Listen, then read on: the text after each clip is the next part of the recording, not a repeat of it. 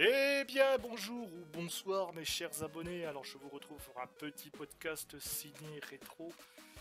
Mais cette fois, j'aimerais bien vous parler d'un film, bon, qui a été un petit peu film polémique parce que... Enfin, polémique, faut pas déconner non plus. Mais un film qui a quand même fait parler beaucoup à sa sortie parce que...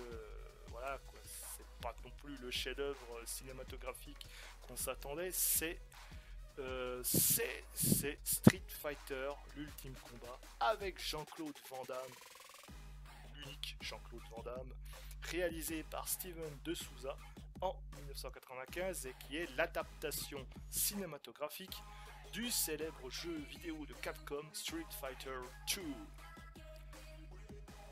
Avec musicom de Graham Revell, directeur de la photo William Fraker. Alors, bon, je vais pas vous revenir un peu sur l'histoire. Hein. Oui, parce qu'il y a une histoire. Hein. Alors voilà le scénario. Hein. Voilà 7 mois que la guerre civile fait rage à Shadaloo en 95, dans le sud-est de l'Asie, dans un pays qui ressemble un peu étrangement à la Thaïlande. Voilà, puis ça, la guerre civile qui risque de dégénérer en conflit mondial, le général Bison qui a pris en otage 60 membres des Nations Alliées, pour ne pas dire les Nations Unies. Bref, voilà, qui veut une rançon de 20 milliards de dollars pour les échapper. Enfin bref, peu importe, etc. Vous connaissez ce film et ce n'est pas le plus important. Je voudrais vous parler en fait, la question que j'aimerais bien soulever, c'est pourquoi, avec le recul, ce film, au fond, n'est pas aussi merdique qu'on l'a toujours pensé. Alors, entendez-vous bien, entendons-nous bien. Hein. Moi, comme beaucoup d'entre vous, c'est en 95, j'avais 21 ans, j'étais un petit jeune, je jouais au jeu, j'étais étudiant, et comme d'autres, hein, j'ai ressenti lors de sa sortie en salle, donc comme un gigantesque doigt d'honneur planté dans mon fion. Et voilà, c'était bref l'insulte suprême au gamer que j'étais.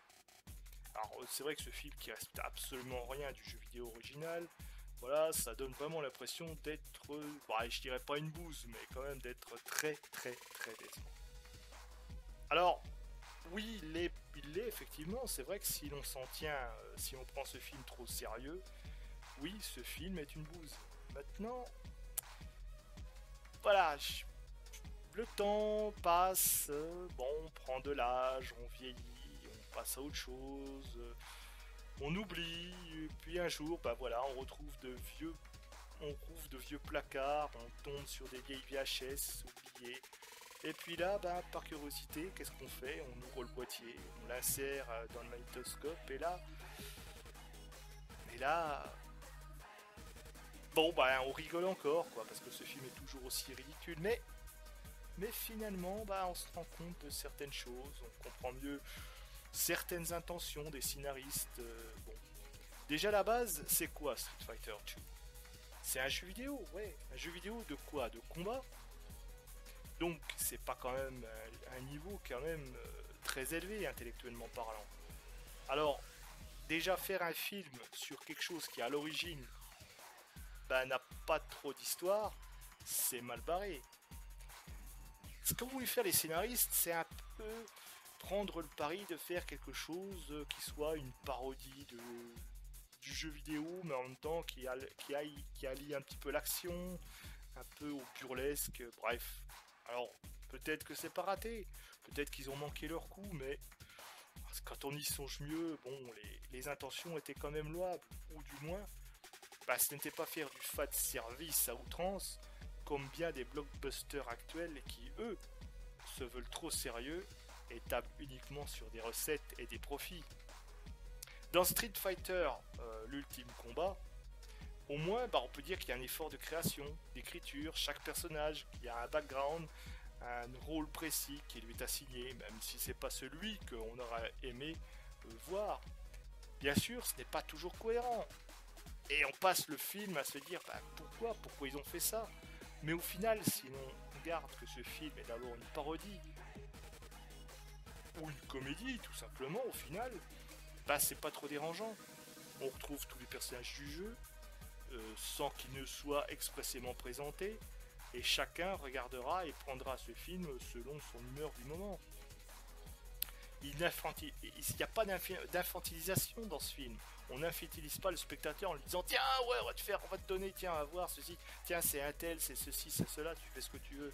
Alors oui, ce film reste aujourd'hui bon comme un pur nanar, même plus de 20 ans après, mais il y a moins de rancœur à le revoir, surtout si l'on prend conscience à quel point il était vain de songer que l'on pourrait tirer une histoire sérieuse d'un jeu vidéo qui, par son essence même, est loin d'être sérieux et cohérent. Je pense que ce film est une sorte de divertissement d'action, c'est comme ça qu'il faut le prendre. Ça n'a aucune prétention, aucune ambition. C'est à voir vraiment sans se prendre la tête. Alors c'est pas un chef-d'œuvre, mais c'est fun tout en s'inspirant d'un jeu vidéo à succès des années 80 et 90. Et il y a eu tellement d'adaptations dites sérieuses mais foirées de jeux vidéo depuis, bah, que ce film au final est à relativiser. Et puis bon, c'est un film avec Jean-Claude Van Damme quand même. Au final, bah, je dirais que c'est un film à prendre comme il se présente. Malgré son côté plus que nanardesque, bah, bah, il vous divertira à l'espace d'une dimanche après-midi, comme on lit une BD au chiottes. Voilà. Vous en faites ce que vous voulez, vous êtes d'accord ou pas d'accord avec moi, vous avez le droit d'en débattre dans les commentaires, toujours dans le respect, hein, s'il vous plaît, pas d'insultes à dominem, pas de trucs, sinon de toute façon je supprime. Et puis bah, en attendant, continuez de voir des films, en attendant de pouvoir bientôt retourner au cinéma, j'espère. Et puis à bientôt, et tchuss tout le monde!